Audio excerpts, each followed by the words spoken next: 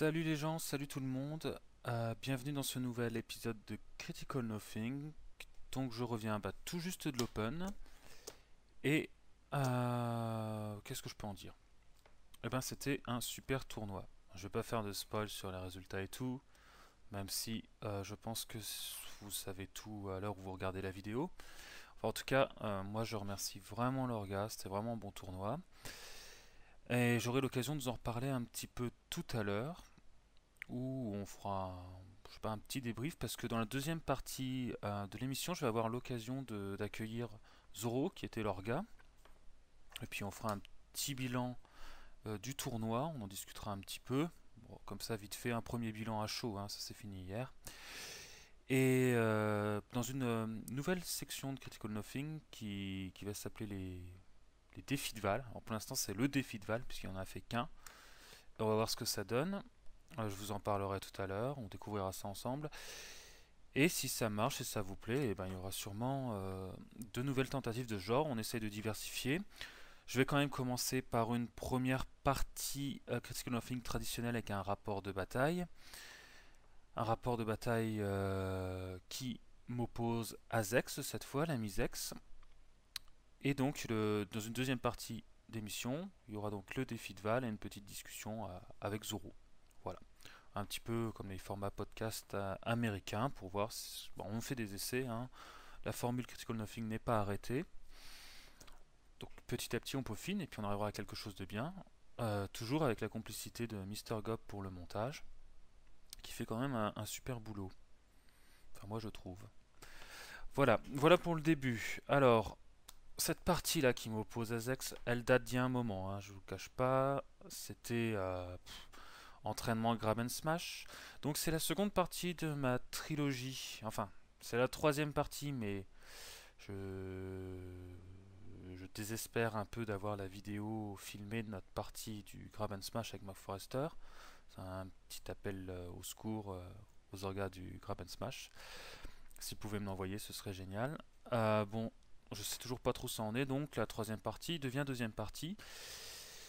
Bref, pour faire simple, c'est la partie contre Zax que je vais vous présenter ce soir. Donc on retrouve la liste Calendra, la même que l'autre fois. Alors il faut savoir que c'était avant le Grab and Smash, c'est toujours des essais, c'est de l'entraînement, donc il ne faut pas s'étonner s'il n'y a pas de différence dans les listes. Et il y en a quand même une. Alors je sais pas si je refais un topo sur Calendra. Si vous avez vu l'épisode 5, normalement vous êtes à jour sur la Great Kali. Dans le doute, je vais aller très vite, je vais quand même en parler un petit peu. Donc Calendra, la Great Kali. Son fit, vous relancez les 1 et les 2 pour toucher et blesser. Elle a Fate Bless, qui est une capacité passive qui vous permet de faire relancer un jet d'attaque ou de dégâts à une figurine dans sa zone de contrôle. Zone de contrôle de 7 parce qu'elle a 7 focus. Ensuite, c'est tout ce qu'elle fait d'elle-même. Elle a des stats plutôt lamentables, hein, qu'un caster digne à la Severius ou à la Nemo. Hein, 5 de speed, 14 de def, 14 d'armure, peau 10 sur son arme. Elle ne sait pas se battre, elle avance pas. Donc il faut la planquer, très fragile. Au niveau des sorts, par contre, là c'est plutôt pas mal. Biffedle, un pseudo-télékinésis, vous touchez la figue et vous la bougez de 3 pouces, mais ça marche que sur les ennemis d'un Warcaster. Bullet Dodger qui donne plus 2 en def contre les tirs et dodge. Donc dodge, vous bougez de 2 pouces si un ennemi vous rate sur un tir. Force Blow qui est un sort qui coûte 3 pots 12, range 10, qui met KO si vous blessez. Il ne suffit pas de toucher, il faut blesser. Et Soothing Song qui permet de leacher une furie sur chaque beast dans sa zone de contrôle. C'est une petite façon de gérer la furie.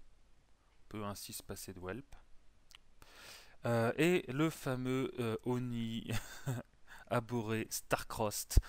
Starcross, donc, dans votre zone de contrôle de 14, l'ennemi doit acheter 3 dés et retirer le plus gros. Et ça fait toujours son effet. Par exemple, pour parler un petit peu de l'Open, je vais quand même parler un peu de mes parties. Allez. Donc là, j'ai sorti Calendra contre Aljamis, le faux mou. Vraiment faux mou, hein, qui a bien joué, mais qui a pas fait des jets miraculeux. Et du coup, Starcross lui a fait foirer la moitié de ce qu'il voulait faire. Ce qui l'a forcé à toujours essayer d'adapter son plan et à se poser beaucoup de questions. Et c'était vraiment très pratique de pouvoir lui casser un peu son trip et il a dû chercher à faire autre chose, voyant que ce qu'il faisait au début ne marchait pas. Puis du coup, ça l'a quand même un petit peu foutu dedans, ces changements de plan à chaque jet de dés. Donc c'est vraiment un très bon sort. Enfin, dans certains cas, ça marche, et contre le Cador, ça marchera tout le temps, sauf contre Vlad. Voilà, puisqu'il a la même chose à l'envers. Mais là, c'était Epic Sort Chat. Et du coup, ça m'a permis de prendre l'ascendant sur ce pauvre Aljamis. Et puis, comme j'aime pas la JSA, j'ai dû le remettre à sa place. Non, c'était vraiment une belle partie. Et puis on a bien rigolé, franchement, le type super sympa. Alors, au début, je l'aimais pas parce qu'il joue 50 de mise, hein. Forcément, un mec qui joue 50 de mise, on peut pas le saquer.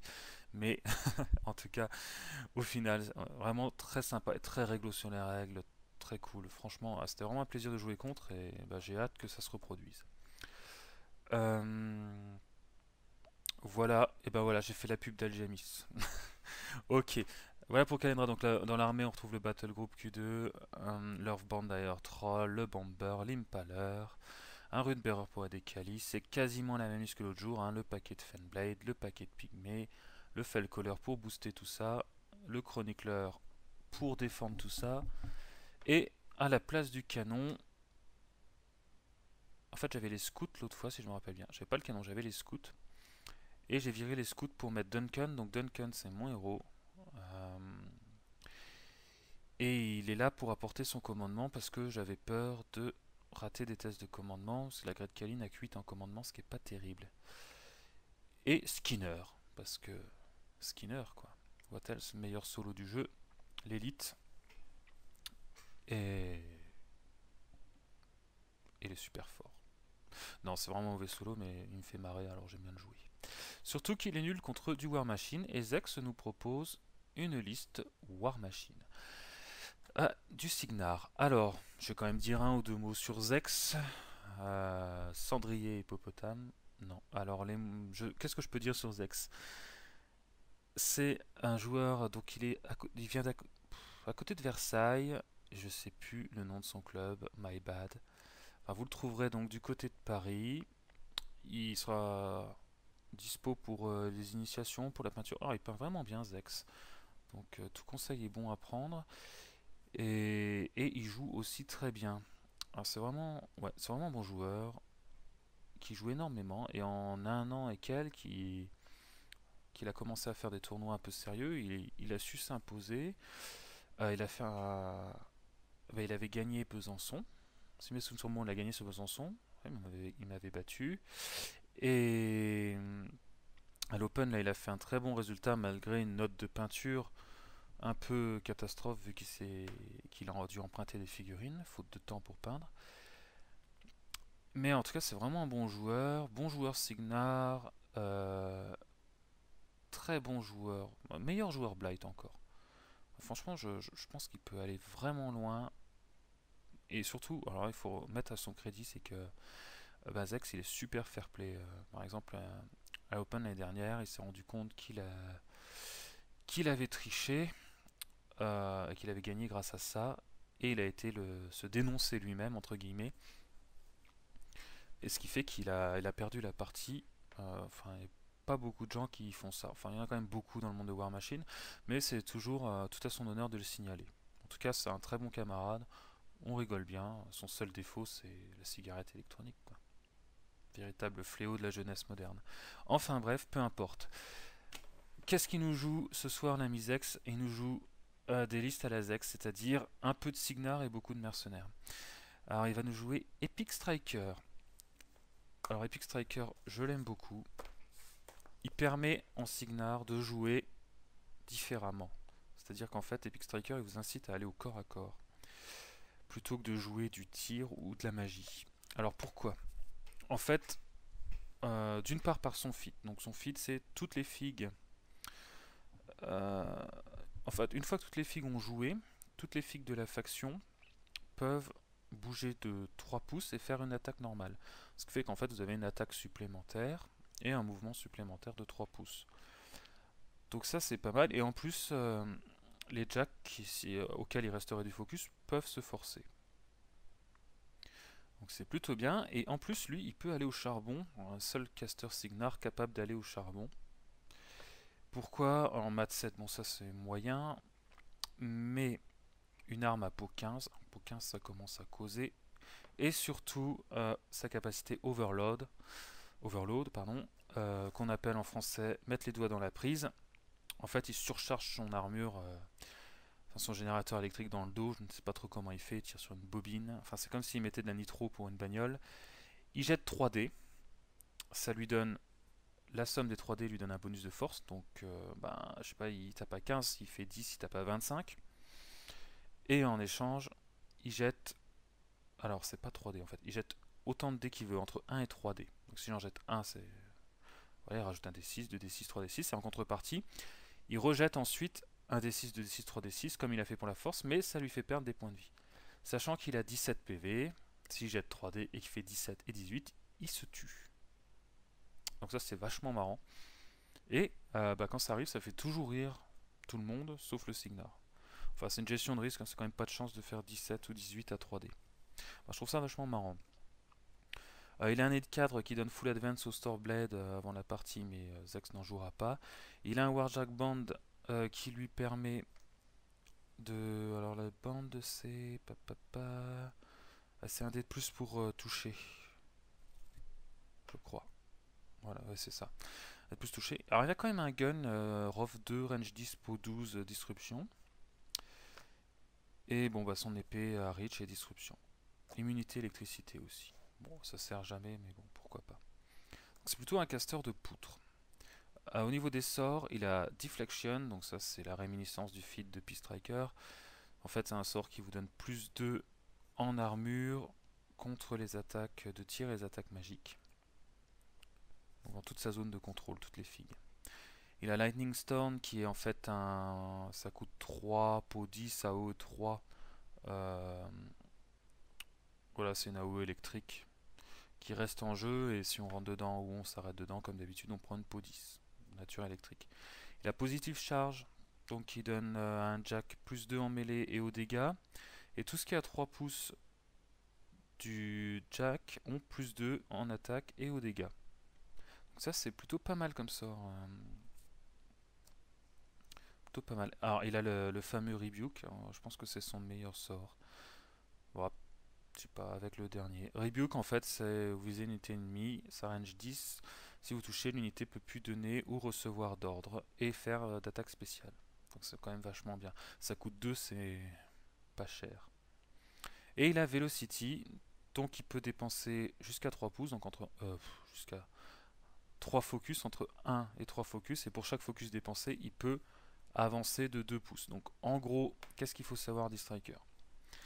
Qu'est-ce qu'il fait d'ordinaire? C'est-à-dire qu'il peut bouger donc en dépensant 3 focus de par exemple 6 pouces, puis après, donc dans n'importe quelle direction, puis après vous chargez, comme il a speed 6 reach, il charge à 11, c'est pour ça qu'on dit que Epic Striker, il faut rester à 17 pouces d'Epic Striker. Voilà ce qu'il faut retenir. Il faut associer 17 à Epic Striker. Si vous êtes à 17 pouces, il vous attrape. Ce qu'il va faire, c'est qu'il va faire son overload, donc plus 3d6 en force. Sur G moyen, c'est 11 3d6. Par exemple, qu'il va taper à 26. Il va vous charger pour 26. Il touche une fois, normalement, c'est réglé. Hein. On n'en parle plus. Donc voilà ce qui arrive souvent avec Epic Striker. Sauf s'il se tue avec son armure. Mais bon, même s'il jette que 2 dés, ça fait quoi? Ça fait 7 en moyenne. Ça fait peau 22. Peau 22, un Warcaster qui prend une peau 22 à 3d6, il en meurt. Et il lui restera pardon, 3 focus pour racheter des attaques, booster les attaques. Enfin, il va bien finir par vous toucher et vous claquer la bouche, quoi. Voilà ce que je peux dire sur Epic Striker. Dans son battle group, il aura Allrody qui est son jack perso, son jack caractère.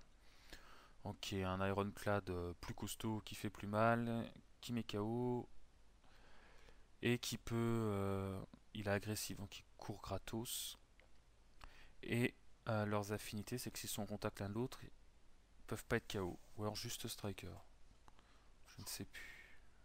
Voilà, Striker, c'est sûr, il peut pas être KO. Et Allrody. Allroddy, ouais,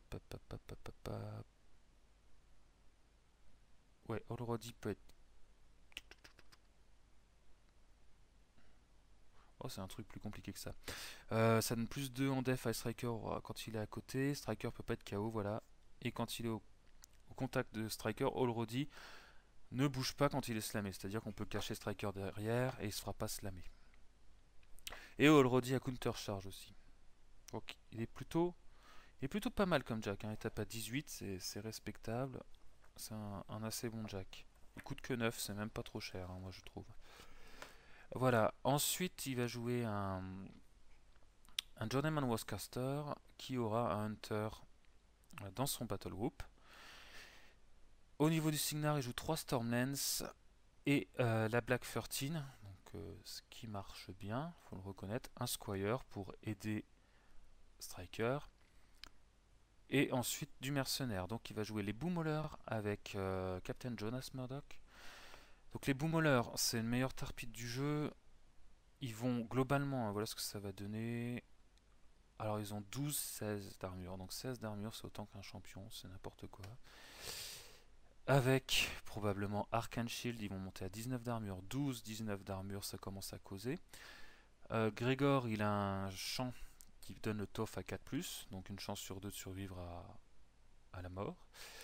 Et quand ils sont accompagnés de Jonas Murdoch, il peut une fois par partie leur donner Go to Ground. Donc Go to Ground, c'est plus 4 en def, c'est cover en fait. Plus 4 en def contre les tirs, donc ça fait 16, 19. Et immunité blast. Donc on imagine bien qu'ils sont imbutables. Donc c'est très très long à tuer, c'est un super tarpite. Et là où ils sont meilleurs que les trolls, bon déjà les trolls n'arrivent pas à un tel niveau de résistance.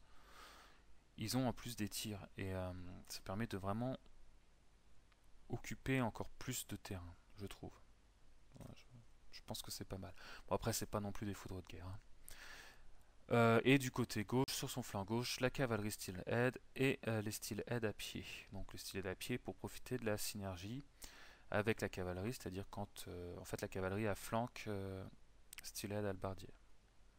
Voilà. Et Anastasia Dibray, un petit solo que j'aime bien, qu'on voit pas souvent. Alors pas facile à manœuvrer, mais sa blague fait quand même très mal, si elle arrive à 5 pouces d'un Warcaster et qu'elle fait son action. Tout le monde dans sa zone de commandement, je crois, peut avancer. Enfin, c'est à vérifier, enfin vous vérifierez. Moi je trouve que c'est plutôt pas mal, ça peut avancer, faire une attaque. Voilà, au niveau du scénario, parce que j'ai pas mal papoté, le scénario c'est Fire Support.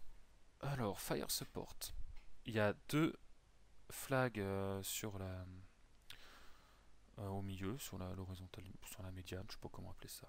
Bref, sur la ligne horizontale. Et 2 objectifs donc juste à côté, chacun d'un côté d'un joueur. Alors, si on pète l'objet adverse comme d'habitude, on gagne un point. Si on contrôle un flag, on gagne un point. Si on le domine, on en gagne 2. Il y a moyen de marquer des points très vite. Les objets, ils permettent de donner, quand une artillerie légère est à côté, elle gagne boosted damage roll. Donc c'est pas mal, mais il faut avoir de l'artillerie dans sa liste, ce qui arrive pas tous les jours non plus. C'est rigolo si ça arrive, imaginez, je sais pas moi, le mortier Cador qui a les dégâts boostés. Enfin, c'est marrant. Sûrement. Mais là, en tout cas, il n'y a pas d'artillerie dans nos listes, donc ça ne servira à rien. Zex a obtenu le toss et il a choisi de commencer. Donc on va voir ce qu'il nous propose.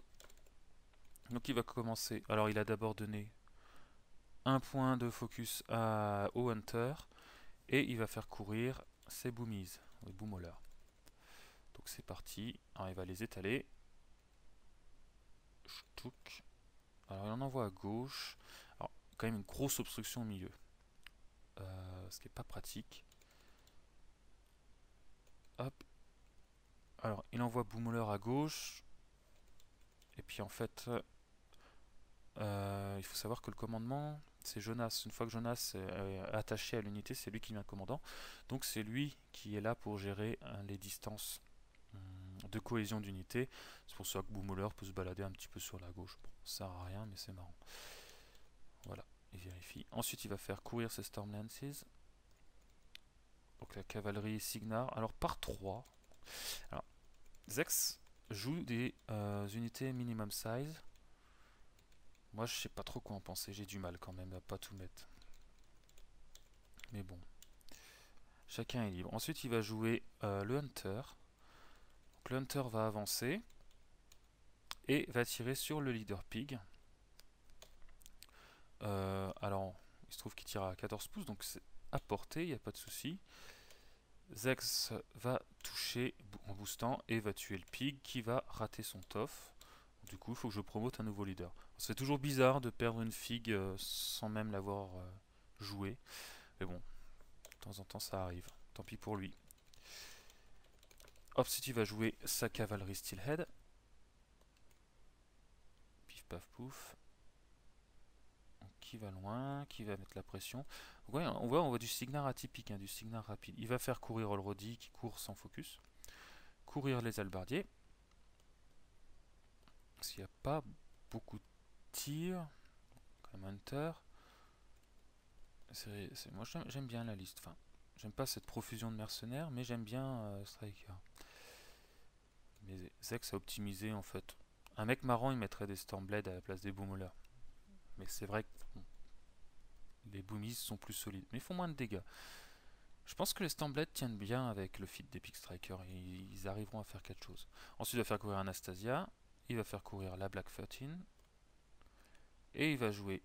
Alors, d'abord le Journeyman. Donc là, bah voilà, il va mettre Arcane Shield sur les Boomies. Hein, c'est un grand classique. Striker va s'élancer. Il va se jeter Deflection. Et il va faire un petit Velocity pour avancer un peu plus loin. Enfin bon. Alors Zex aime bien téléporter ses figues. Il aime bien partir d'un côté pour finir d'un l'autre. Bref, il finit là avec sa Deflection. Il avance le Squire et il reste Madeline. Oui, j'ai oublié de dire qu'il y a Madeline dans la liste. Qui va courir. Alors, pourquoi Madeline? Pour ceux qui ne connaissent pas Madeline, si un ennemi finit dans sa zone de commandement, elle peut faire bouger une figue de 3 pouces au début du tour. Donc du coup, tout ce que j'ai dit, c'est le fameux 17 pouces de Striker, bah, vous transformez ça en 20 pouces. Voilà. Si jamais vous êtes à proximité de Madeline. Et voilà pour le tour de Zex. Alors de mon côté, qu'est-ce que... je vois qu'il y a quand même pas mal de monde et qui va quand même vachement vite. Et qu'en gros au scénar, ça va pas être simple. Alors je vais commencer par jouer mon Runbearer qui va permettre à Kalendra de payer un de moins de ses sorts. La Great Kali, elle va avancer. J'ai oublié de dire un truc. Beaucoup d'oubli, mais j'ai un peu la tête dans le fion. J'ai oublié de dire qu'il y avait une killbox. Donc je l'avance de manière à être dans la killbox. Je jette un Starcross pour 2 et un Bullet Dodger sur elle-même. Voilà, sur sa colline, elle sera bien. Skinner, merveilleux Skinner, va rester caché derrière les caisses. Il prépare un sale coup, tout le monde en est convaincu. Les pigs. Alors je choisis de pas les enterrer parce que je vois pas trop au prochain tour ce qu'il y aura à part des albardiers et la cavalerie. Et en fait, moi je me dis que là la cavalerie je la pète au bomber. Par contre, je sais pas trop de quel côté Striker va aller. Du coup, je recentre mes pigs. Voilà. Ensuite, je vais jouer l'Impaler qui va jeter comme d'habitude Far Strike sur le bomber pour qu'il tire à 12. Le bomber va avancer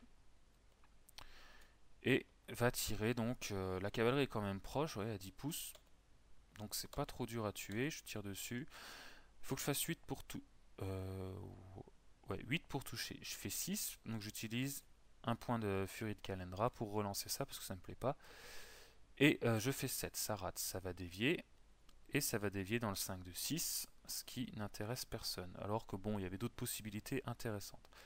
C'est pas grave, le bomber rachète un tir qui le rebooste. Il refait 7. Bon, comme j'ai crains pas grand chose avec Kalendra, je redépense 1 pour relancer et je refais 7, ce qui me déçoit beaucoup. À la déviation, bah, je refais 11, plus à 2D qu'à 3, 4 fois de suite. Bon, bah, c'est pas grave. Ça redéfie donc ça au même endroit, ce qui n'intéresse personne. Même Crixus permet de venir me taunter, quoi. Voilà. Donc là, je suis un peu dégoûté. Parce que du coup, la cavalerie a 3 attaques par gars. Elle peut moissonner des pigs. Donc ça m'ennuie. Même le bomber est en danger. Hein. 3 attaques, hein, les machins, donc ça peut faire mal. J'essaie donc de mettre un petit whelp de prévention. Même si j'y crois pas vraiment, hein. Je me dis, bon, c'est pas grave. Duncan, bah, il va s'avancer bravement. Et Loveborn, bah pareil, va courir gentiment. Pareil, je sais pas trop de côté il va devoir aller. Quel côté il va devoir aller, donc je le mets au milieu dans le doute. L'obstruction, elle m'embête, mais je pense qu'elle embête autant Zex. Ensuite, je fais courir les Fenblade. Fenblade face à de la cavalerie, c'est toujours un bon deal. Voilà, je prends bien soin de cacher mon UA pour pas le perdre. Le chronicleur bah, va donner Hero's Tragedy au pic, parce que je me dis que les cavaliers vont en tuer.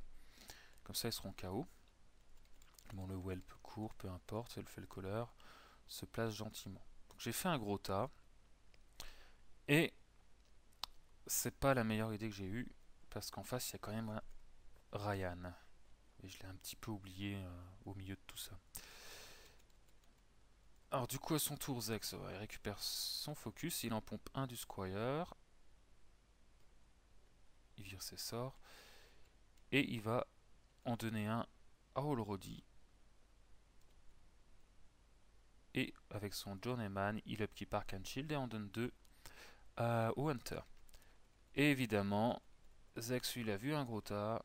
Il se pose pas de questions, il commence par la Black 13. Alors, comme c'est Zex, il aime bien faire des mouvements un petit peu bizarres. Voilà.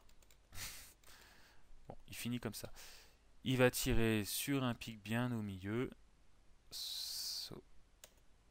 Alors, il va acheter que 2 dés parce qu'il oublie Starcrossed. Mais de toute façon, il fait 1 et 2, ce qui rate. Et ce qui va dévier. Et lui, il va dévier dans le 2 de 5. Ce qui est pas trop mal. Voilà, ça tombe là. Donc ça va épargner les pigs. Par contre, bah voilà, niveau Fenbane, il y a 2 qui prennent. 2 meurent, je rate mes 2 toffs. Le pig, par contre, va faire son toff. Il fait un immonde 10 sur mon pauvre Duncan. Alors, il faut pas toucher à Duncan, hein, c'est des choses qui énervent. Donc, il perd 6 PV comme ça, alors qu'il n'avait rien demandé à personne. Et il fait un beau 12 sur Loveborn, qui va aussi perdre 6 PV et qui s'y attendait pas vraiment. Sachant que ça reste en jeu, et que ce qui rentre dedans prend des dégâts. Ensuite, il va jouer les autres et faire des tirs avec Snipe sur les Fenblade. Et il y en a juste un qui va mourir. Bon, j'aurai ma vengeance. Mais ça fait 3 Fenblade qui partent sur la Black 13 à 200 km, c'est un peu vexant. C'est tous les 6 PV à Duncan, hein, il s'y attendait pas. Ensuite, il va jouer ses Stormlances, je crois, voilà. Donc, il va vouloir charger Duncan pour le finir avec son Stormlance. Donc, il copie-colle pour que le mouvement soit réglo. Bon. Et il va faire un impact sur les Fenblade, sauf que je lui apprends, c'est beaucoup de choses que les gens ne savent pas, que les Fenblade sont immunisés aux attaques d'impact. Donc je lui dis non, Zex, ça ne sert à rien de t'emballer, tu n'as pas d'impact, tu t'arrêtes là, tu rates ta charge. Évidemment, il ne fera pas l'erreur 2 fois, hein. L'autre il va charger quelqu'un qui peut choper sans faire d'impact. Et il va envoyer le troisième cavalier donc sur un autre Fenblade. Avec son premier cavalier sous Starcrossed, il va toucher et tuer le Fenblade qui va faire un toff. Par contre, je vais me prendre un petit électrolyte sur le bleu qui lui va en mourir. Et ensuite, le rouge va rater à cause de Starcrossed. Et cette defense. Ensuite, il va faire la même chose avec les Steelhead. Mais avant, il décide de jouer son Hunter. Donc l'Hunter, il sent le sang. Donc il décide de tirer sur Loveborn. Et il va faire quand même, alors je sais plus combien de dégâts il fait. Hop, il fait 3-2-2. Alors là, par contre, ça c'est pas terrible. Ce qui fait que je repère que 3 points de vie, quoi. Ça peau 6. Donc ensuite il joue sa cavalerie. Donc là ça, il tricote un peu parce qu'il essaye de se placer bien, mais là je lui dis qu'il va prendre une free strike. Donc on revient un peu en arrière. Voilà, on est cool. Bon, on s'arrange pour qu'il passe à côté. Bref, je crois qu'il il décide de finir un truc comme ça. Voilà. Ça c'est la pratique avec Vassal. Bref, on discute 2 heures pour dire bon allez, on s'embête pas, on s'arrête là. Il va rater son impact, parce qu'ils ont que mat 6 quand même, à cause de Starcross, une fois de plus. Là, il va choper le bomber, et le dernier va choper le whelp. Alors, avec sa charge... Ah oui, chargé Duncan en plus. Alors, je sais plus ce qu'il fait exactement. Ah, et voilà. Il fait un triple 1 sur Duncan, je crois. Parce qu'il sauve. Ensuite, problème de Starcross, voilà. C'est faire... On retire le plus gros, donc on va retirer le 5. Ça fera que 5, c'est pas assez. On va retirer le 6 qui fera 4, c'est pas assez. Après, on retire le 6, ça fait 2, c'est pas assez. Et là, j'ai d'attaque catastrophe. Hein. 4-1-1, on retire le 4, 2-1-1. Bon, bref, toutes ces attaques ratent. Il ne fait rien que sa cavalerie, à ma grande surprise. Et Duncan est toujours là. Donc là, petit revers pour Zex. Ensuite, il va jouer ses Boomholler. Alors, ils vont prendre un ordre de course. Qui va en mettre un peu partout. Paf, paf, paf, paf. Donc là, il se met là en disant je vais casser l'objet Soufite. Hop, il y a lui qui traîne. Il va jouer Jonas, qui va courir. Alors, il met son gars là pour en fait que Boomholler fasse une charge pour pouvoir utiliser son champ. Parce qu'en fait, ces champs, soit c'est au début, enfin c'est n'importe quand, mais si on court, on finit automatiquement son activation, donc il n'a plus le temps de chanter après. Du coup, s'il charge et qu'il réussit sa charge, il a fait du mouvement et il n'a pas fini son activation.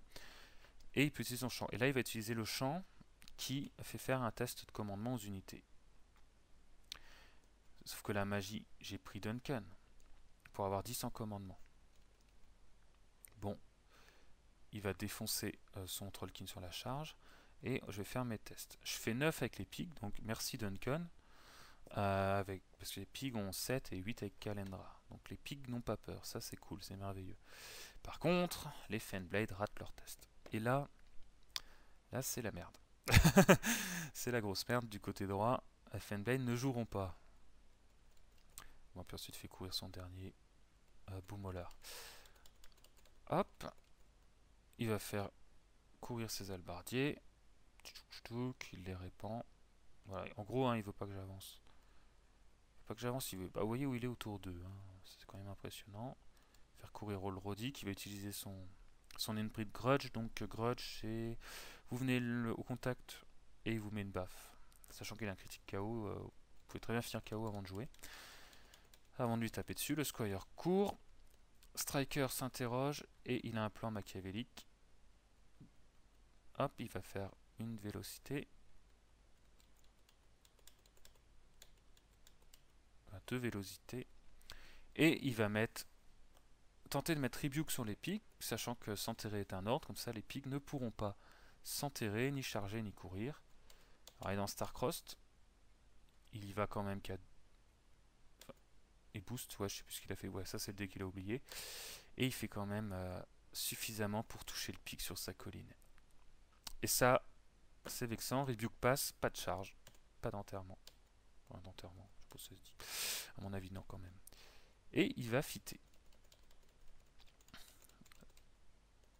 Anastasia court. Hop, je sais plus ce qu'il lui reste. Madeleine court également. Le Journeyman court également. Et c'est parti pour le fit. Alors, il le fait un petit peu mal.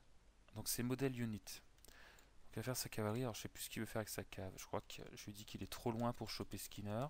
Parce qu'il faut grimper sur l'obstacle. Ça coûte 1 pouce. Du coup, bon, bah, lui... Bon, voilà, le cavalier, il va rien faire. Et normalement, il devrait jouer toute sa cavalerie.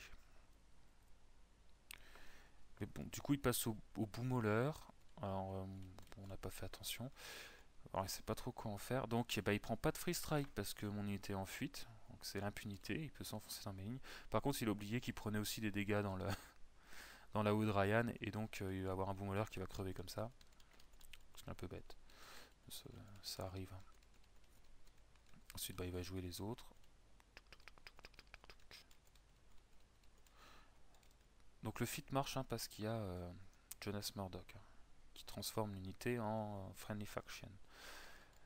Il va taper du feint, il va toucher sous Starcross, je vais faire un tof. Avec l'autre, il va... Je vais refaire un tof, et alors tu as fait, je fais un tof.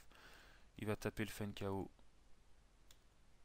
qui va refaire un tof. Donc j'étais plutôt insultant au niveau du tof. Bon, ils sont en fuite, c'est pas la fin. Suivant son cavalier. Donc on regarde si ça passe. Pour essayer de tuer Duncan. Il n'aime vraiment pas Duncan. Donc là il va prendre des dégâts. Hop. Quelques dégâts à cause du tir de Ryan. Et il ne va pas toucher Duncan à cause de Starcross. Alors là où Cavalry Signar est bien, c'est qu'elle a reach tout le temps, hein, contrairement à certaines. Voilà pour son feat, donc c'est pas terrible, c'est pas trop de chance. Va jouer Allrody, avancer un peu, reculer un peu le Hunter. Bon, je sais pas trop pourquoi, mais ce Hunter se tire tellement loin qu'on s'en fout. Il va bouger la Black 13. Le Squire. Et Striker. Et là, avec Striker, il va décider de se cacher pour après sortir avec probablement une Velocity et me charger. Alors là, au niveau du joueur troll, c'est la merde. C'est la grosse merde. Pourquoi? Au scénar, c'est mal barré. Hein. J'arriverai pas à dépasser cette zone. Ici, je suis bien coincé. Vas-y pour traverser les Boomolers. Avec des Fenblade en fuite. Kalendra, si elle recule, c'est Killbox. Si elle avance, c'est Striker. Voilà, c'est pas terrible. Le moyen que j'ai de jouer... Alors, il y a un truc qu'on peut faire. Donc ça, c'est un petit conseil à mes amis joueurs trolls. Avec les Fenblade, quand ils sont en fuite, donc pas de vengeance parce qu'ils sont en fuite. Cependant, quand on les joue, on peut jouer le leader et faire leur mini-feat. Et le mini-feat leur rend fearless. Et quand on devient fearless et qu'on est en fuite, on se rallie. Comme c'est au tout début, ça c'est anytime, ils peuvent se rallier et jouer. Donc c'est un moyen de rallier les feigns pour les jouer normalement. Bon, ça coûte le mini-feat, mais de toute façon, c'est mieux que pas jouer. Hein. Voilà, donc ça c'est bon à savoir. Donc les Fenblade pourront jouer. Les pics peuvent pas s'enterrer. Alors, qu'est-ce que je peux faire? C'est pas super. Et au scénar, j'y crois pas. Enfin, je suis largué, je suis écrabouillé sous le nombre. Je peux plus avancer. Je vois même pas l'Earthborn, il a rien à croquer. Le Bomber, s'il est aussi bon que tout à l'heure, il va pas faire grand chose. Il y a quand même Allrody, ça se casse pas comme ça, un Allrody, hein, c'est solide. Ça counter charge s'il avance. Bref, c'est pas terrible, donc j'en suis réduit à ma dernière extrémité qui est tenter de tuer Striker. Alors que je leech, je récupère tout et j'étudie la question. La Great Kali, je me rends compte, j'essaie de faire une ligne de vue, donc là ça passe par un pig, là ça passe par l'obstacle, c'est pas super. Et puis bon, en hommage à Starpu, on creuse un peu la question et on se rend compte que j'arrive à passer parce que Kali est sur une colline et que la cavalerie n'est pas un intervening model puisqu'elle est à plus d'un pouce de Striker. Donc j'ai ma ligne de vue sur Striker. Maintenant, le seul moyen de tuer, c'est de le mettre KO et de le tuer au bomber parce que Striker a quand même 16 de def et 16 d'armure. 16 de def derrière un cover, ça va faire 22 def. Donc on est quand même dans de la grosse défense. Et puis comme il campe 1, il a 17 d'armure. Par contre, Kali, elle a un sort qui met KO et un très bon fit. Donc je vais d'abord jouer mon petit Runbearer pour qu'elle paye ses sorts 1 de moins. Et elle va jeter son sort qui met KO, Force Blow qui coûte 3. Elle a fité avant. Je fais 10. Alors comme c'est 20, il faut faire 13. 5-4 c'est une bonne base. Je relance le 1. Je fais 3. Ce qui fait 12. Donc c'est pas suffisamment. Je choisis de dépenser 1 pour relancer ce jet de dés avec Kalendra. Je fais 11, ce qui n'est pas assez, mais je peux relancer le 2. Et là, le 2 devient un 6, magie de Kalendra. Du coup, je touche Striker. Donc là, Zex pousse un crit de détresse. Maintenant, pour le mettre KO, il faut le blesser. Pour 12, 17, c'est du moins 5, évidemment. Je booste. Je fais... enfin, 2, 5, 4. Je relance le 2 qui reste un 2. Donc là, je lui fais 6 PV et il est KO. Alors ça, c'est plutôt une très bonne chose pour moi. Puisque j'ai un bomber qui lui tape à peau 16 et toucher des flics KO, c'est pas très dur. Il est juste engagé au corps à corps par la cavalerie et il peut pas trop avancer. Et il lui faut le Far Strike. L'Impaler va donc avancer, lui donner son précieux Far Strike et taper le cavalier qui l'embête. Je fais 1 et 6, c'est pas suffisant, il faut faire 8. Je relance le 1, ça touche, je booste les dégâts. J'ai moyen, mais ça suffit largement pour tuer le cavalier. Le bomber est à portée, il va lancer ses tonneaux pour toucher, il va faire 7. Et il va faire... donc c'est j'ai un moins 1, enfin je relance le 1, je fais 12, un moins 1, 11 PV, c'est ce qui lui reste, et il meurt. Il meurt. Voilà la magie de Kalendra. Seul caster troll qui peut vous tuer à la magie, qui peut tuer à la magie et vous sortir de la merde, comme ça, avec un assassinat. Il y a Grim aussi qui peut faire des choses dans ce goût-là.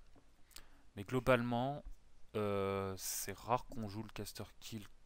Enfin, bon là je suis un peu poussé dans mes retranchements, mais 13 à 3D avec relance et relance des 1 et 2, c'est pas très délirant à mon avis. Après, une fois KO, le bomber, lui, il tue, c'est pas le souci. Le truc à savoir, c'est qu'en fait, Zex, il aurait pu ne pas être KO en étant à côté d'Olrodi et avoir plus 2 en def. Moi, je pense que j'aurais préféré faire ça plutôt que d'avoir couvert. Me contenter de plus 2 en def, pas être KO et peut-être même me cacher derrière Olrodi. Zex a choisi le couvert. Bon. Bah, bon, maintenant, c'est facile de dire que c'était un mauvais choix. Toujours est-il que ça illustre le fait qu'à War Machine, rien n'est perdu. Que même si on a la main mise sur la partie, la Zex il est bien, Fenblade en fuite, pique qui font rien, Duncan cliniquement mort, au scénar il a gagné, il n'avait pas besoin de ramener Striker là à mon avis. S'il voulait m'humilier, il le laissait là. Puis il me regardait me démerder avec ça. Franchement, non, il était bien. Il était bien, donc petit péché, il m'a laissé, comme la partie précédente contre Val, une occasion de le tuer. Je l'ai saisi, c'est passé, et c'est comme ça que je m'en sors. C'est pas glorieux, mais c'est le jeu. Moi, je trouve que c'est quand même un beau kill. Mais voilà, chose en faisant attention, c'est vraiment comme la partie contre Val de l'épisode 5. Un petit peu prétentieux, s'oublier un petit peu en voyant que tout le reste va bien. Et on peut payer ça très cher à War Machine. Alors, quand même, comme on revient de l'Open, j'ai aussi joué contre Zex à l'Open. Et il se trouve qu'il est arrivé la même chose à l'envers. Donc je menais, j'étais plutôt pas mal avec mon Grim. Seulement j'ai dû me reculer pour laisser reculer Grim pour laisser de la place à l'Orthborn pour qu'il tue un Angélus qui m'embêtait. Et j'ai mis Grim à 1,1 pouce d'un mur, ce qui fait qu'il avait plus son couvert. Et Zex a pu tenter le même genre de choses. Malheureusement, les dés n'ont pas été avec lui. Il devait faire du 9 à 3D 2 fois de suite, il l'a fait qu'une fois. Et sa cavalerie, en forfaitant son tir, m'a raté Grim. Bon, il fallait que tout passe, mais c'est un peu comme la partie là. Et il aurait très bien pu me tuer, pareil, sur une petite erreur, une petite imprudence. Donc il a tenté sa chance, une partie similaire. Malheureusement pour lui, c'est pas passé. Et Bethane s'est fait déchiqueter. Et voilà, donc la fin de cette deuxième épisode Kalendra, où l'on voit que Kalendra est un caster de kill quand il faut. Tous les outils pour. Voilà, pour la partie... Alors j'en termine donc avec la partie rapport de bataille.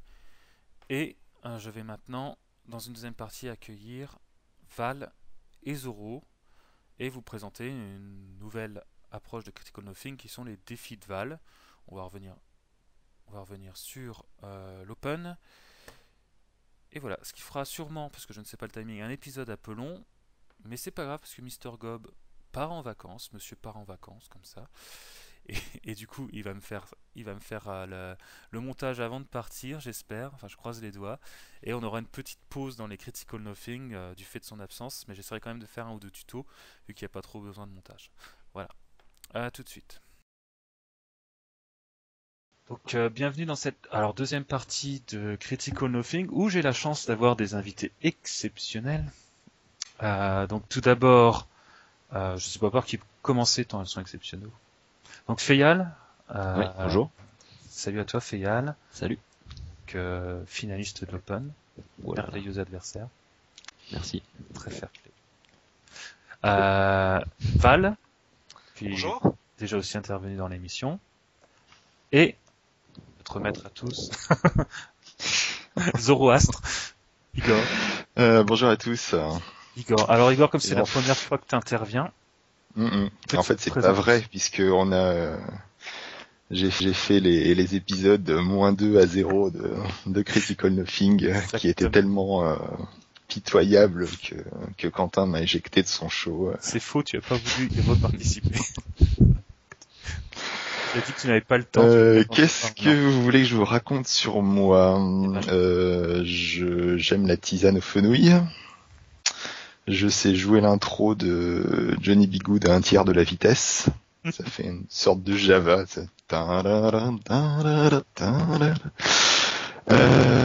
J'essaie de faire croire aux gens que je suis daltonien.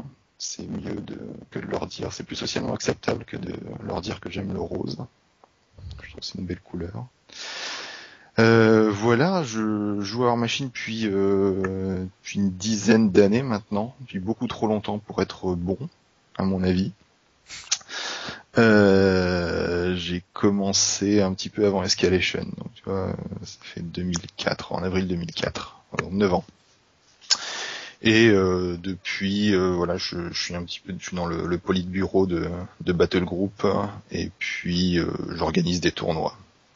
Voilà. Un peu le despote de Battle Group. Oui, maintenant le despote. Avant, j'étais juste un apparatchik. Ça, ta position a évolué. Et on doit quand même beaucoup de choses dans le monde de War Machine en France, faut être honnête, puisqu'il se trouve que tu as organisé quand même les plus gros tournois français depuis longtemps maintenant. Oui, enfin c'était vrai, sans doute vrai il y a 2 ans, 1 an, 2 ans, là, quand on était dans les périodes de transition. Il y a une époque où les gros tournois de War Machine c'était 16 joueurs. Je sais pas, il y a peu de gens qui s'en souviennent, mais c'était il y a longtemps, maintenant c'est fini tout ça. Et tu as quand même été un petit peu responsable de la traduction. Oui. Voilà, un petit peu en officiel en MK1 et un petit peu en officieux en MK2. Voilà. Ouais. Alors, on va revenir quand même vite fait sur l'Open qui a eu lieu le week-end dernier.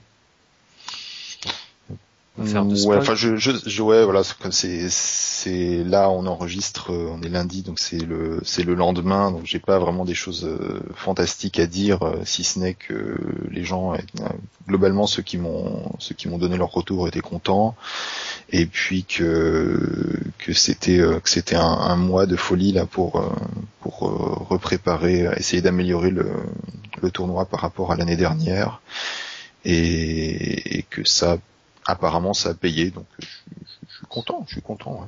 C'était un mois de folie pour nous les peintres aussi. Hein. Ouais. Et voilà, faut être au niveau des gens qui viennent, quoi. C'est ça le défi. C'est vrai. Bon, moi, je maintiens que c'est mon format préféré et je trouve que c'était encore mieux que l'année dernière. Ce qu'il y a eu en plus va dans le bon sens. Donc, je suis vraiment très content d'y avoir participé. Je suis trop prétentieux, donc je préfère rien dire d'autre sur le sujet. Je sais pas, l'avis des joueurs, Val et Feyal, vous y étiez aussi? Oui, Moi, non, c'était mon premier. Donc, honnêtement, c'était ton premier Open, ouais. Oui, c'était mon premier Open.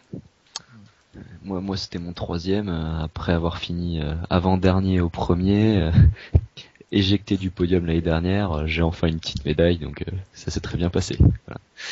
En progression. Non, c'était vraiment ça. Non, même au niveau, je pense qu'on a atteint un niveau d'organisation qui était très très bon, et j'ai rien eu à redire sur l'ensemble du week-end. Exactement. Voilà. Ça me fait chaud au cœur. Et même, moi je dirais aussi au niveau des joueurs, hein, tous tout comportement exemplaire, aucun problème. Si, moi j'ai quelque chose à dire, les Espagnols serait bien qu'ils parlent mieux anglais. Ah, c'est Par contre, le Danois était très très sympa. C'était difficile, mais tu sais que Butier s'est amélioré par rapport à l'année dernière. C'est Moi, je l'ai vrai. écouté parler. L'année dernière, et- il parlait même pas et- espagnol, là. Il ne parlait rien du tout. Voilà. Non, mais ça s'est pas trop mal passé contre lui.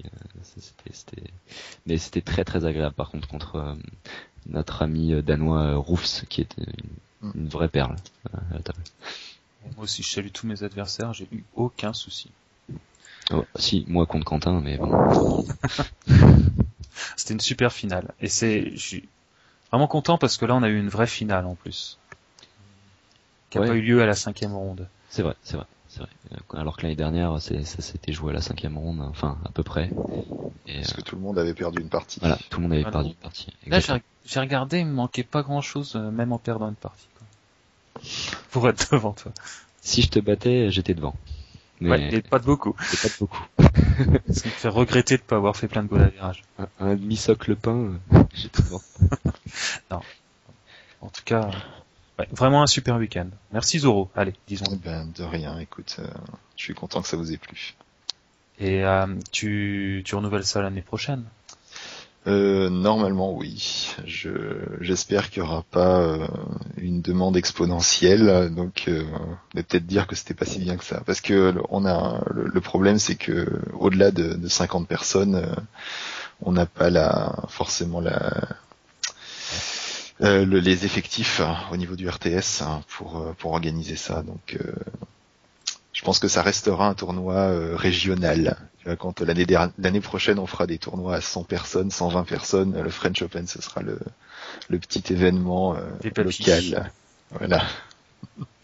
Ah, c'est bien. Bah, de toute façon, là, le prochain tournoi que tu fais, c'est le Master. Oui, il y a le Lyon Summer Master, donc un format Master de Steamroller 2013 classique avec Hardcore Painting. Qui sera début septembre. On a un petit micmac sur la date, mais ça va se décanter cette semaine. Et donc c'est 50 personnes et on utilisera donc c'est en format master. Donc pour ceux qui connaissent pas, c'est 3 listes en divide and conquer. Donc obligation de jouer chacune de ces listes 2 fois s'il y a 6 rondes. Ah, cool. Il y aura L'année dernière, ça. vraisemblablement, c'est le Steamroller 2013 a évolué à ce niveau-là. Vraisemblablement, ce sera le timing du WTC, donc du tournoi international de War Machine qui aura lieu 1 mois plus tard. Et ce sera 60 minutes par joueur, déploiement inclus pour les parties. Voilà. Et il y a 50 places. Ouais, eh ben, j'y serai. Eh ben, écoute, je pense qu'on a bien discuté de l'Open. De toute façon, tu reviendras dans l'émission présenter ton Master, Zoro. Ok, pas de problème. Moi, tu sais que Bien. si tu me donnes un micro pour parler, je parle. J'aime bien faire mon Exactement. intéressant. Alors, tu vas avoir un peu de temps pour jouer sur Vassal et me fournir en compte rendu. Mhm. Ouais, mais c'est ok. vrai. Ça sera... Maintenant que j'ai eu plus toutes mes soirées à brosser des décors, Tu auras le temps. voilà. D'ailleurs, je relance un appel aux gens, enregistrez vos parties sur Vassal et envoyez-les moi. Même si vous pensez qu'elles sont pas bien, elles s'intéresseront toujours du monde. Voilà. Alors, on va passer maintenant donc à un nouveau chapitre de Critical Nothing. Je sais pas comment appeler ça. Je vais appeler ça les défis de Val. Il faudrait un petit jingle. C'est gentil. C'est gentil. Alors Val, est-ce que tu peux nous expliquer quelle était ton idée? L'idée de base, c'était faire un peu comme les échecs. La partie noir joue et gagne dans une situation donnée. Le but du jeu, c'était justement suivre un peu beaucoup de parties, voir où ça peut être intéressant et voir l'endroit où, le moment où il aurait pu gagner la partie, que finalement il l'a pas forcément fait, et revenir sur ce point-là. Donc, dans l'idée, c'était un petit peu ça, mettre ça, et puis bon, avoir le petit côté de challenge, voir un peu comment les gens pouvaient réfléchir sur différentes situations. D'accord. Donc là, tu nous proposes... Donc c'est basé sur une partie que tu as vue en live. C'est ça, alors c'est basé dessus, ça a été remis un petit peu au goût du jour pour un peu plus de challenge. C'était une partie qui avait opposé Portal à Gamin. D'ailleurs, où Gamin qui joue Ouroboros gagne, et justement on revient sur un point où j'aurais peut-être pu avoir un changement justement de la part de Portal. Très bien. Alors, est-ce que tu peux nous expliquer un peu le setup là, où ça en est dans la partie en fait? Alors là dans la partie, donc là on va jouer Scar et normalement gagner. Dans la partie, Scar a déjà fité. Les zones qu'on voit sur l'image, c'est les zones de Kruger, du feat de Kruger. Donc si on rentre dedans, on prend une peau 10. D'accord. Au scénario, les Kriegs mènent 3-2. D'accord. Et Kruger a fité également, enfin tout le monde a fité. Bah oui, Kruger a fité, les deux ont fité. Voilà. Et donc là, Kriegs se joue et gagne. Voilà. C'est ça, Kriegs joue et gagne. Alors, j'invite tous les gens qui sont sur YouTube, donc là, à mettre pause et à réfléchir de leur côté. Et nous, on va vous proposer une solution. Enfin, Feyal, Zoro et moi-même allons essayer de trouver en direct. On verra ce que ça donne. On a tous un peu réfléchi comme on pouvait à la question. Et Van nous donnera sa solution.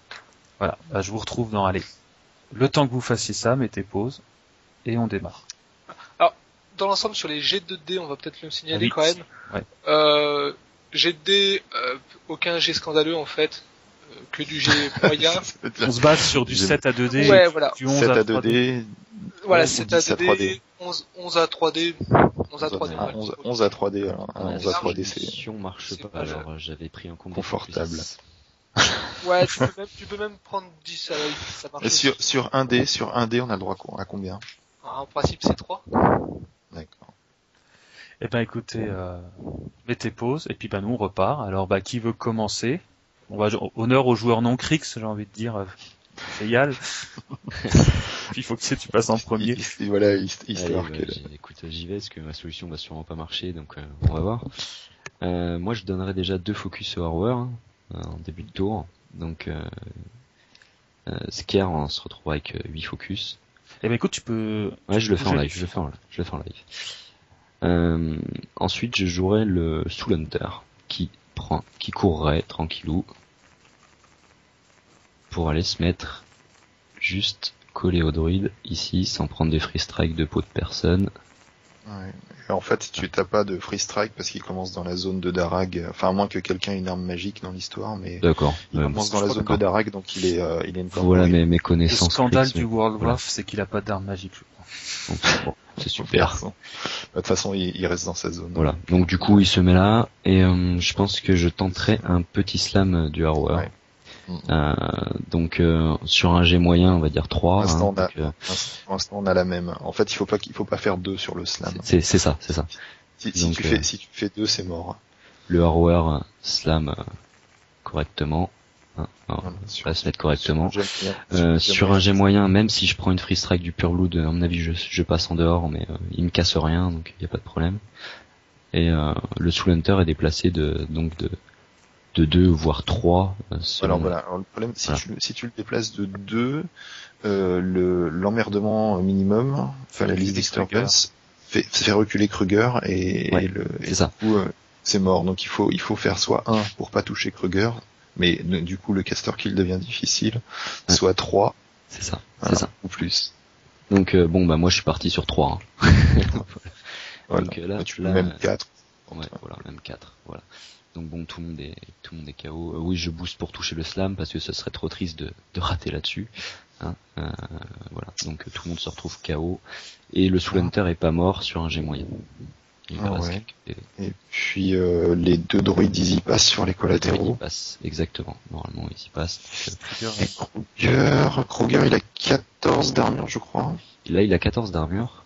Valou, tu nous confirmes ça? Oui, c'est ça. Il a 16 contre les attaques magiques. Du coup, il prend 5 points de dégâts. Il prend 5. Il prend 5 parce qu'il a une force 12, le Horror, si je me trompe pas. C'est ça. Donc soit il prend 5 points de dégâts, soit il les transfère. Il les transfère et ça tue le Pure Blood. On va dire qu'il les transfère et qu'il tue le Pure Blood, exactement.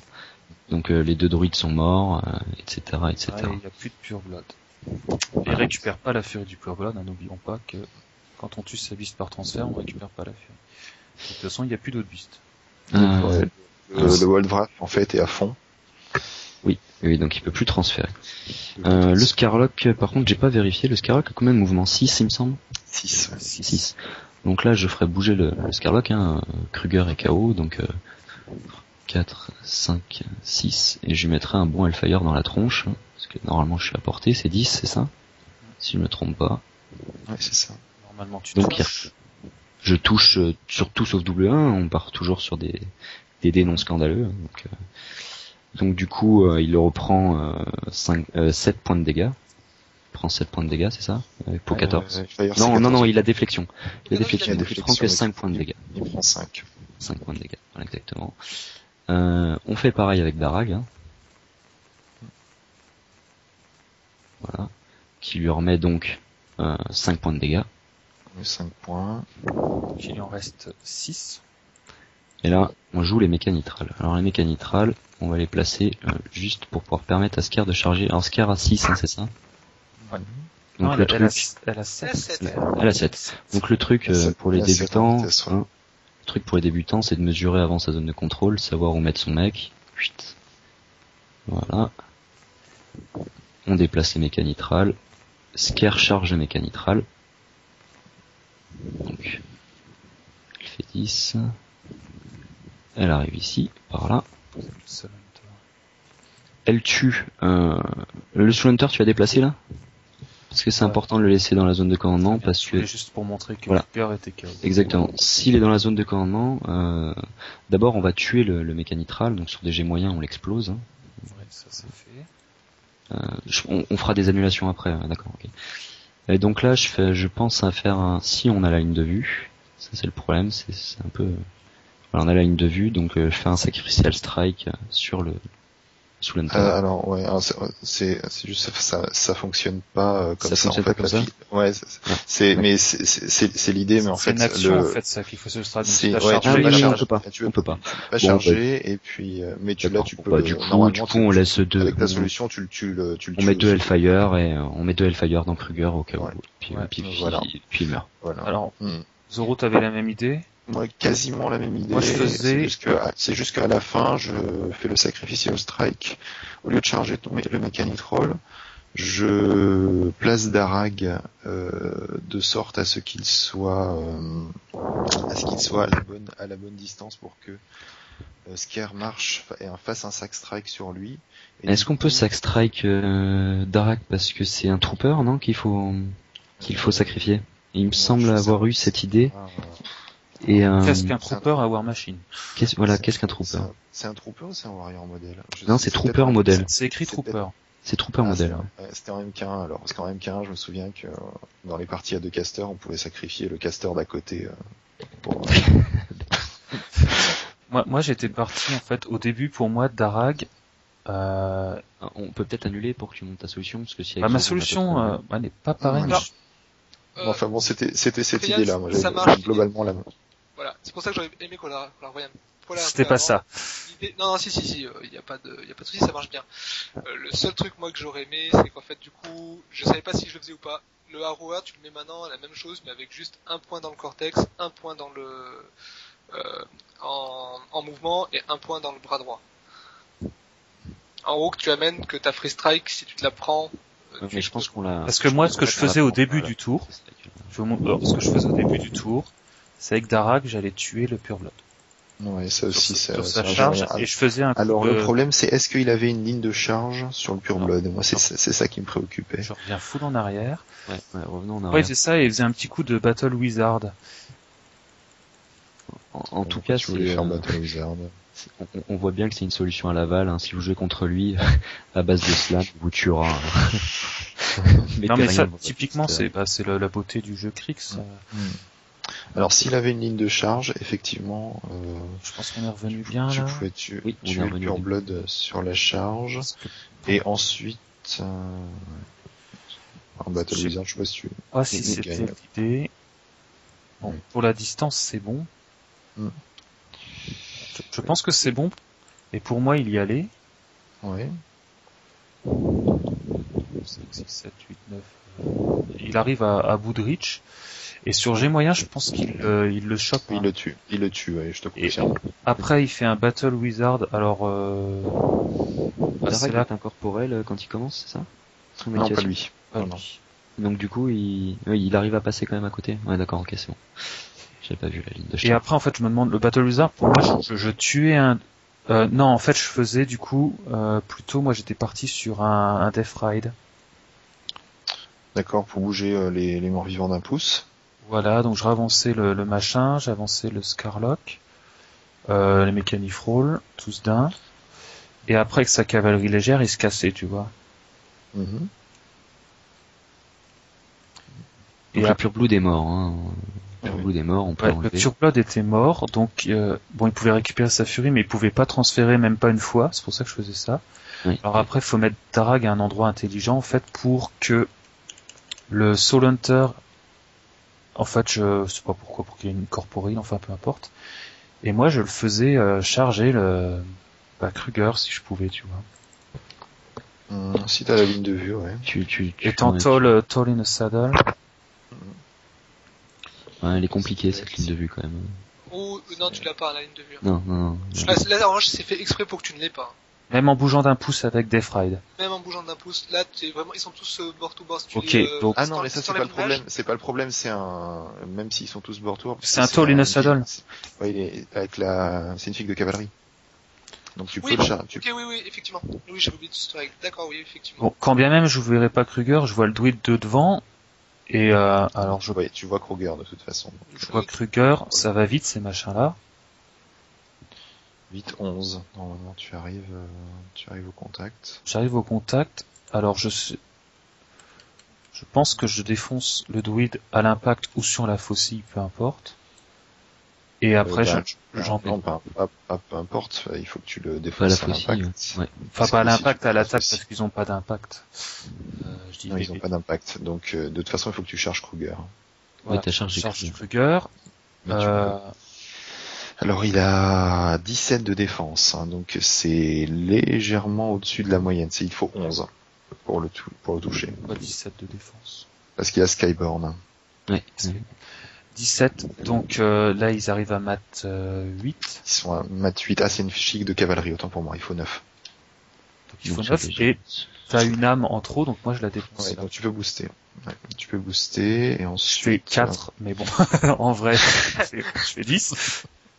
Et Kruger, il prend une peau, c'est peau 13 je crois.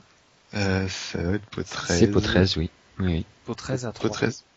Peau 13 boosté. Donc à -1, ça nous fait un beau 10 de dégâts dans la tête. 10 de dégâts qu'il peut déjà pas transférer. Et après, alors, il y a ses attaques sur les trucs qui à mon avis ratent. Sur G moyen. Ils ont 14 de def, il a 6 de mat. Tac, et c'est après que tu slams le... Et après on repart la même chose que vous. Le pauvre garçon. Ouais, enfin après si je peux me permettre, tu lui as pas donné de focus, hein, donc voilà. Ouais, bah voilà. Et je me dis qu'il est peut-être même... Ouais. Donc voilà, et je lui fais 10 là. Et en fait je me dis, pour rendre ton défi plus dur, si on fait le coup du sacrificial strike, ça le tue là, vu que je lui ai retiré 10, ça ferait combien? Donc le sac strike, il faut que ce soit sur un mécanitroll parce qu'il y a que qui sont assez près. Sauf si elle peut avancer, non? Elle peut avancer et faire... Elle peut avancer, mais elle avance de 7, donc elle aura le Soul Hunter. Non, parce que c'est une figurine à 1 pouce que tu sacrifies. Ah oui, d'accord. Ah, je ne sais pas lire. Ok, donc je peux sacrifier un... Je peux sacrifier un mécanitroll. Il faut que tu aies une ligne de vue sur Kruger aussi. Mais normalement, c'est possible que dans... D'accord. Si, mais tu peux en avoir une normalement. En jouant le Scarlock avant, tout au début. Non, même pas. Ah non, parce qu'il faut tuer le druide. Oui, c'est ça l'astuce, c'est qu'il faut tuer le druide. Ouais, donc non, mon truc est foireux. Enfin, moi, je pense qu'on le tue de la même façon, et je me disais qu'en fait, on aurait pu dire que le druide faisait anti-magie pour rendre les Hellfire infaisables. Et oui, mais ça passait le druide meurt au slam. Voilà. Bah voilà ce que je proposais, ce qui ressemblait à... C'était une version sans le Pure Blood, quoi. Oui, comme quoi, en fait, bon, on arrive tous à la même solution d'aller tuer Kruger. tous de la même façon en fait. Le slam de la cavalerie légère, du Soul Hunter par le Harrower. Moi dans l'idée de base en fait c'était la charge du Harrower sur le Pure Blood, le tuer et avec le mouvement de cavalerie légère venir se coller au druide. D'accord. Voilà l'idée de base en fait. En disant comme ça j'évite la free strike du Pure Blood. Du coup le tuer aussi avec Darag, j'avais pas trop fait attention mais ouais ça marche aussi. Ouais, donc tu charges avec le Soul Hunter, le Pure Blood. Tu boostes pour toucher, donc ouais, enfin t'avais pas besoin. Non mais pas besoin, pas sur un G moyen, t'as pas besoin. Ok. Sur la charge. Voilà. Bah, tu le tues parce que charge 5 PV 9 moins 4. Ouais, tu le tues. Oui, tu le tues. 4. Tu te casses. Tu le casses et après avec 5 pouces de mouvement, tu viens te coller au druide que tu slams. Et après tu ramènes le Scarlock qui va venir lancer un Hellfire, se mettre à 10 pouces de Scar pour se prendre là une charge et que le Scar puisse balancer des Hellfire. D'accord. Voilà. T'aurais pu rendre ça plus vicieux en mettant des tarnettes devant le Soul Hunter pour bien montrer qu'il pouvait être incorporel. C'est ça, il y a plein de choses à faire, c'était un premier jet. Non mais moi je trouve ça intéressant, hein, franchement. On m'a pris un peu en live ce soir. Ouais. En fait, faute de temps. En même temps c'était pas mal, hein. Ouais. Finalement. On a tous quand même pris un peu notre temps pour réfléchir. Hein. C'est bien, c'était l'idée quand même. Donc un plan qui est très bien mais que je vous déconseille de tenter quand il vous reste 2 minutes sur votre devclock. Après c'était ça aussi, la deuxième idée c'était de se dire peut-être que tu montes un peu les points de scénar à gauche, obligeant à mettre Darag dans la zone de gauche, sinon il peut scorer aussi. Ouais, vu que tu as tué ton fou en fait, je dis des bêtises ce soir. C'est pas grave. Bon, en tout cas, je te remercie. J'espère que tu nous en referas, Val. Hein. Ouais, j'en ferai, ouais. J'ai fait Yal aussi, s'engage à en faire. Oh, non. Moi, je ferais des défis attrition. Comment tuer les 10 figurines en perdant le moins possible. Non, mais ça. J'espère que ça. C'est souvent une question qui se pose en partie pour le coup. C'est vrai. J'espère que ça vous plaît, qu'on en fera d'autres, que vous avez vous aussi trouvé ou pas, ou que vous aurez appris des trucs. C'est surtout ça le but, hein, au fond, hein, c'est de s'améliorer en apprenant. Et puis, je vous dis à bientôt. Je remercie déjà mes 3 invités. Ouais, merci à toi. Ouais, merci à toi. De rien, merci de ton initiative, Val. Et je vous dis à très bientôt, les gens. Voilà. Ciao, ciao.